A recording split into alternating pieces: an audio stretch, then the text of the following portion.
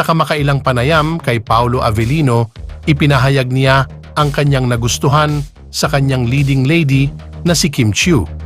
Ayon kay Paolo, hinahangaan niya ang pagiging cowgirl ni Kim Chiu at ang hindi pagiging maarte nito. Aniya, ang hanap ko lang talaga ay ang masayang kasama at madaling hatakin, ibig kong sabihin ang isang cowgirl, yung hindi maarte.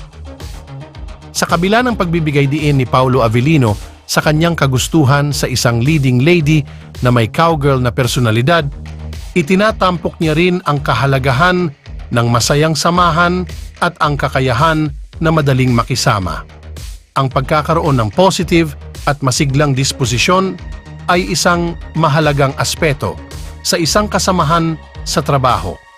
Sa industriya ng showbiz, mahalaga ang teamwork at magandang komunikasyon.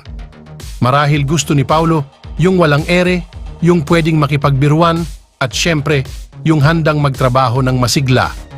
Samantalang marami ang natutuwa sa pahayag na ito ni Paolo Avellino, may ilan namang nagbibigay diin sa kanyang pagpapahalaga sa authentic na personalidad tulad ng isang Kim Chiu.